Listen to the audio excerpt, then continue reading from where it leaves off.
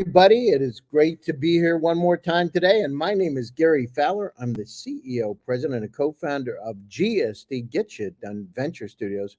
We are a premier AI and quantum venture studio located in the heart of Silicon Valley.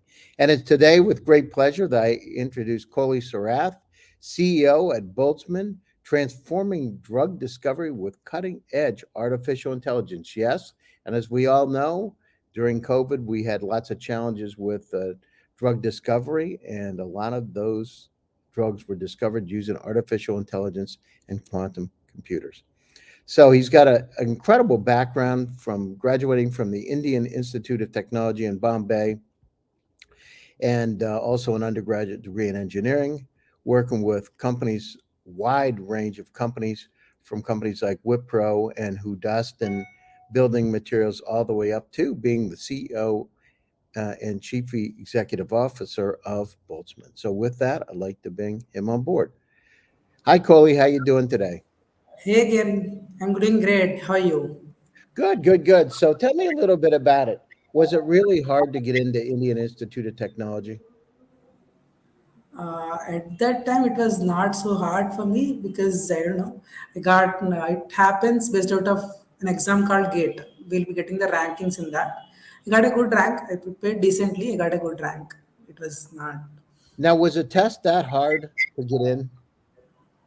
Yeah, because more than 300,000 people will be writing that exam. I got a rank of 108 in that. And what do you have to do to get into IIT? By the way, for the viewers, IIT is probably the toughest school to get into in India, correct? Yeah. So what do you have to do? Like how many people apply, Coley, to get in for a slot? At that time, is this for masters in IITs? Around 300,000 people applied. In that, I got a rank of 108. And how many people got accepted? In this particular institute where I studied, you'll be having 120 people acceptance in that. Wow, that's amazing. And now, how does it work? Each one of the IITs was sponsored at one time by a different country, right? At that time, see, mostly Russians helped in building some of the IITs. So like the first IITs, Russians helped in building. And then couple of IITs, couple of countries participated in building the IITs, especially when the country started, India's in 1947 it started. Nehru's vision is to build a greater country in a socialist way, where the wealth will be common for the people. Lot of organizations, industries, central managed institutions or came into the picture over the period of time. Currently, after 91 changes, India moved towards capitalism more. Wow, that's amazing. So, did you like it? Yeah, I like it. I can say that I'm capitalist at my mind and I'm communist at my heart. Ah, interesting. Interesting. Okay, so tell me a little bit about your journey. How in the world do you go from, being at the College of Engineering, you go to IIT? How did you work on, when you started out, did you get started at working on artificial intelligence? 'Cause I know you were a software engineer at Citrix, right? And you were a teaching assistant, but when did you start saying, I really love AI and machine learning and deep learning? When did that happen? That happened in 2010 itself. In final year of my engineering, I was preparing for masters, and I was sure that I'll be going into the field of machine learning. I'll be doing masters in that field itself. I loved the subject of data mining and machine learning in my final year. I wanted to pursue that in 2010 to 12 in my masters. I completely focused in ML and AI. Wow, that's amazing. Yeah, And Professor so, Sarath was my guide. He encouraged me a lot and he guided me well in that. so how different is artificial intelligence now from the time when you got the machine learning, deep learning, Coley, from the time that you got started, back in 2010, right? When you were a teaching assistant, how different is it now, 10 years later? How much more sophisticated? There were huge changes happened at that time. Machine learning was used in only some companies, especially very sophisticated companies. Now machine learning is everywhere. It's everywhere. Exactly. Why is that, Coley? Because after 2010, especially some of the things that happened is communication revolution, mobile revolution, digital revolution happened. Then the amount of data that's coming in, the amount of data we are producing became very huge. And we Every call industry. it, Coley, we're saying we call it infobesity, right? We got so much data. How do we resolve it though? That's another problem, right? How do we get down through? Think about Coley's world. In Coley's world, you got about 300,000 items in your personal cloud. The entire web in 1996 was 257,000 website. Coley, you're an AI guy, but in your personal cloud, you got at least 300,000 items, and that number is doubling every year. So following the same trajectory. 5 years, you'll have 10 million. How do we deal with this data? What tools in artificial intelligence are going to come about to be able to help us deal with this massive inflow of data?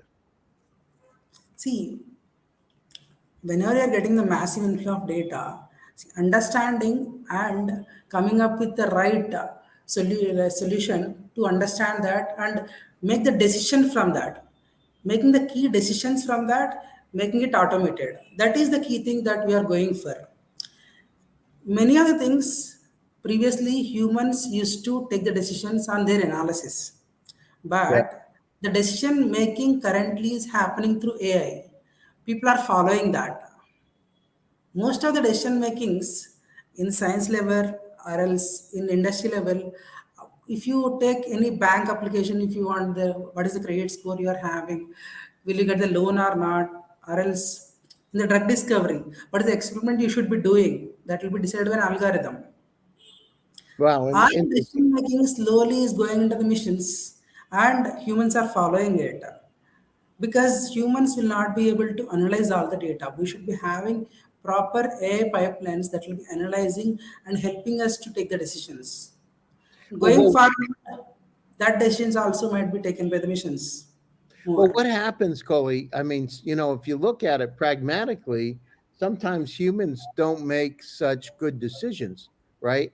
So, Yes. what happens when we don't have compassion and emotion in the artificial intelligence, right? And I know Elon Musk was talking about this. We're going to have this world that is not good. When are we going to start putting compassion and emotion as a part of the training set to help train it to be caring and kind? See, absolutely agree with you. But one key thing is that whatever you are inducing there, is one thing, and there is self-learning that will be happening. So we have created a way that machines can learn on their own over the data they'll be getting in. No, I know They, that. I had a chance to talk to that Sophie, the AI, right, one time, and it was interesting. And some of the things were said, and I've interacted with my partner David Yang's AI Morpheus, and sometimes you get things that aren't nice. I mean, we have wars, right? When you have artificial intelligence and it knows that you're out in wars, well, that may not be a good thing. We don't do bad things, or we do bad things to people. How do we do good things? How do we get the AI to help us to be able to do the good things, the right things, whatever right is? one key thing is we have to create a regulatory for that. I completely agree with that. What kind of regulations we are bringing in? Yep. What kind of policies we are bringing on AI? That is very key thing going forward. Going forward, currently every country is coming up with their data protection policies. At the same time, they will be coming up with AI regulatory policies also very soon. So what about Google just said, one of the engineers said that their system had gotten sentient. What does sentient mean? It said that that's sentient, the one of the AI engineers. What does that mean? See, it was the machine was learning something, what it was trained on, what it was trained on. See, if you're training a machine that in such a way that can make you fool in any particular way, see, that will be understanding your emotion, that will be talking according to your requirement. Right. If you're training the machine in that way, then what will happen is that it can fool the human being to create that emotion. The It can emotions, fool a human being to create an emotion?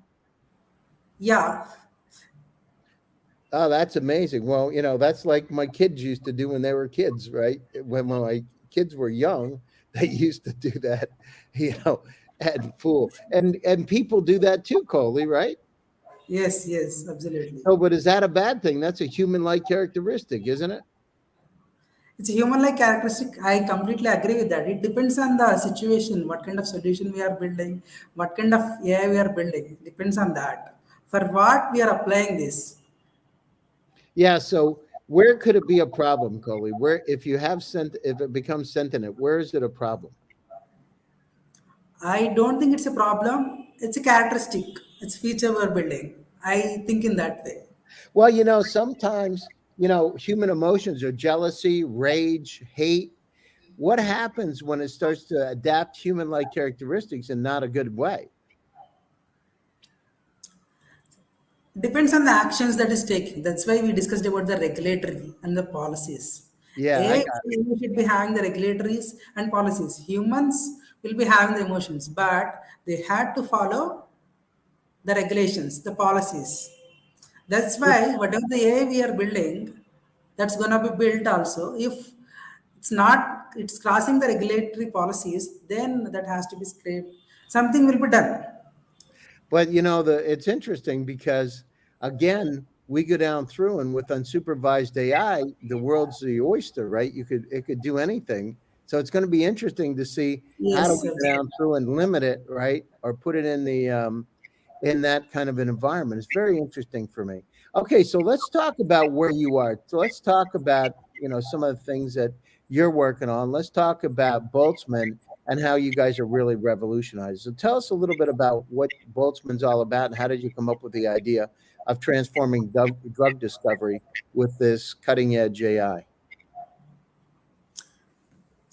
as I told you in the conversation, AI is able to make the decisions where humans are not able to make the decisions. If we have very good amount of data available, if we are not having the expertise, or if you are having the expertise, there will be bias coming in continuously. But missions will be coming up with decisions with less bias if you are feeding the right expertise into them. Got it. And so, but tell us about Boltzmann exactly. What kind of customers are you looking for? Where do you see this being applied? What kind of benefits going to have? At Boltzmann, we are transforming the end-to-end drug discovery process. Like how you'll be validating a target, how you'll be coming up with a hypothesis for any particular disease, what kind of biological mechanism you'll be coming up with, what kind of therapeutics you'll be creating, how you'll be going in the complete process of discovering a novel therapeutics and what kind of experiments you will be doing. You can optimize the cost of the experiments. How you can optimize the time you are spending on the experiments. How you can take the molecule fast into the clinical trials. At the same time, how you can increase the success of molecule in the clinical trials. All these things we are focusing till the clinical trials part, where we are trying to optimize how the drugs are discovered in lab. Got it. What do you think in terms of how much faster can we discover drugs using these type of techniques? And I know that some of the drug companies, because I was on one of the panels, PharmaVision panel. It always depends on the program we are starting off with. Mhm. Sometimes some programs will be having decent amount of data and well understood mechanisms are established. At that time, the time can be reduced less than 12 months also.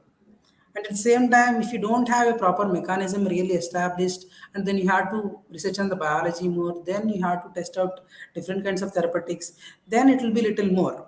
Depends on the program, it might range from 8 months to 3 years also. And then what's it take today? How long does it take to discover a drug? How does it compare? What kind of efficiencies are you? Especially if any candidate that has to go into the clinical trials is taking minimum of 6 months to 3 years, anywhere between that. Once it enters the clinical trials, then it will be taking 3 to 4 years more in that. Then it will be taking around 8 to 10 years totally, preclinical plus clinical combined to get a market into the drug. And how do we do it today? What do we do now? Is it 8 to 10 years now? What is it? What's the comparison? So let's just say we do this type of drug discovery. What are the benefits going to be, Coley? Right, directly. So how much less time? How much more efficient? Here, with our platform, what we are trying to do is that to reduce the preclinical discovery cost by 5x. Assume you are spending $50 million, that will cut down up to $10 million. At the same time, the time will be reduced 2 to 3 fold. Assume you are doing a program How in much? 18 How weeks, much? What is that again, Coley? I didn't hear you. How much less time? 2x less time. I got it. 2x less time and 5x less expensive, right? Yes. So why wouldn't people do it then? Why wouldn't every drug company out there say, "Listen, Coley, I want to come in. I want Boltzmann. This is something interesting." It sounds like there's no choice. See, absolutely, some companies started doing it. In the last 4 or 5 years, we have seen wonderful success in applying AI in drug discovery. Slowly, other companies started adopting because some people have shown very good success and they're able to take the molecules in 12 to 15 months to clinical trials. Seeing the success, people started adopting that because success in drug discovery is very, very difficult. You should be doing all the optimizations you are having to get a good success with less cost. Yeah, no, I agree that. That's interesting. And how is it? How is what stage is a company in today? Tell our audience a little bit about where you are and what where they could help.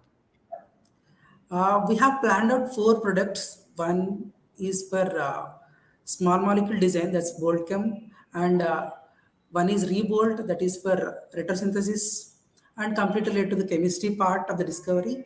And one more thing is Bold Bio, where you can do the biological data analysis and validate your targets and the biological mechanism you are thinking of. And one more thing is Bold Pro, that is for protein engineering.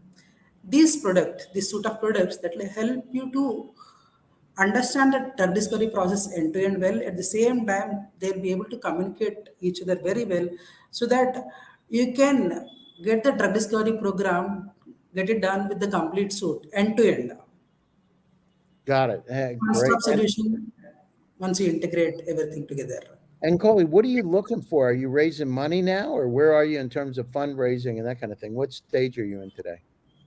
Currently, we are raising the seed. It's almost in the final stages. We are raising $1 million seed, and by August end, we'll be having all the commitments. By September, we'll be closing this round. Oh, that's great. So you're raising 1 million. Is there any room out there? There are investors that listen to the show. Is there any room out there There is for? a room of up to 200 to 300K is there. All the remaining amount is almost committed. By end of August, all the commitments will be done. By September, we'll be closing the round. Oh, that sounds great. So you got some room. So you're in that round. You're raising $1 million. That's great. So it sounds like you're moving in the right direction. So coming out of IIT, what advice do you have for other entrepreneurs like yourself to start a company? How do they go down through and do it, Coley? How did you do it? And what kind of words of wisdom can we give some budding entrepreneurs coming out of places like IIT?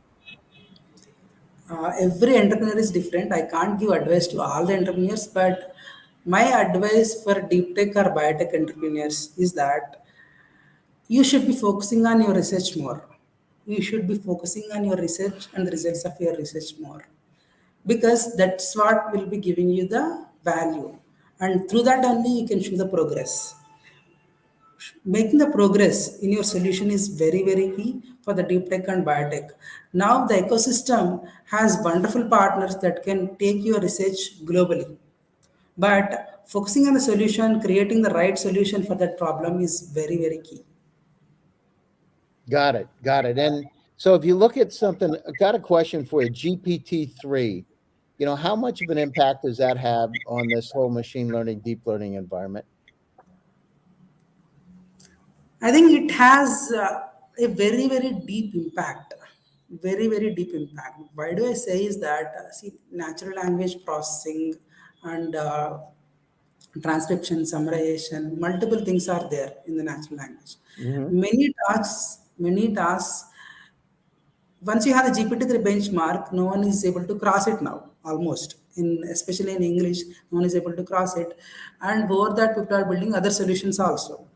See, in natural language processing, one domain it reached a peak with GPT-3. Hmm. GPT-3 took it to a great peak. And I how think much different? How much has it changed machine learning and deep learning? Can you give us like how much more efficient is it now I compared to don't five say it years ago? changed the complete machine learning or deep learning aspect, but in natural language processing, especially in natural language processing, Hmm. it has done like very, very good. It almost is the peak. Wow. GPT-3 almost reached the peak in natural language processing that I can comment, but there are wonderful problems to solve in machine learning currently. See, the problems what we are solving currently continuously, there are wonderful problems in the design automation and in the metaverse. There are wonderful problems to solve in the deep learning and AI currently. Especially when you are moving into the 3D space and the ND space, there are much more to do. No, I got it. And what's going to happen next, Coley? What are some of the advancements you see coming out in AI, machine learning, deep learning? What kind of interesting advancements are coming out? What's the next wave over the next couple of years? What are we going to see? See, currently, I see that till now, most of the algorithms were used for predictive analytics or else mm, to do the analysis and to get the results over that.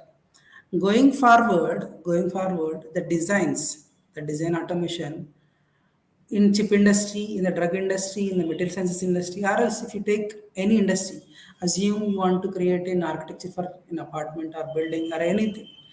That Hmm. will be AI. Everything, the design part, AI will be included. The decisions taken by AI will be implemented more rather than someone will be creating their designs. The designs will be created by the AI, and human might be taking doing small changes for that. But going forward, especially in design automation, AI will be doing wonders in the next 4 5 years. So what happens to the humans? Do we really need humans if we have this sophisticated, let's say 20 years from now, right? We're going to have self-driving cars. You're going to sit in a car, but where does a human fit in? Are we going to have like a hybrid society? This AI and the machine learning and robots and humans. What do you think? See, these are all the tools humans will be using. Humans know how they can use it better. See, humans evolved over the period of time, they'll understand how to handle with them. No, that's great. All right. Well, listen, we're coming up to the top of the show. Closing thoughts, Coley, and how do people get a hold of you? My closing thoughts is that AI applying in sciences discovery is very, very key for the next decade. Currently, to accelerate the discoveries anywhere, to accelerate the research using AI in the best way. That will be the key for the next complete decade, where your discoveries will be automated with AI. Fantastic. And how do Be people get ready a for hold of the you? design revolution by AI. I got it. And how do people get a hold of you, Coley? What's the best way to get a hold of you? LinkedIn, Facebook, email? They can connect me through LinkedIn or Twitter at the rate Kolli Sarath. Twitter, they can connect with me. That's great. Well, Coley, thank you so much for joining my show. It's great to see you again. And to all my audience out there, thanks for joining. My name is Gary Fowler. I am the CEO, president, and co founder of GSD Get You Done Venture Studios, a premier AI and quantum venture studio located in the heart of Silicon Valley. So if you're a startup out there who wants to go global, if you're a company that's looking for incredible startups to be able to help push your business forward, give us a call. Stay tuned, stay happy, stay safe, and stay healthy. I'll be back again next week, next Tuesday, another exciting edition of GSD Presents Get Shit Done Venture Studios. Take care, everybody. Take care, Coley. See you later. Thank you. Thanks again.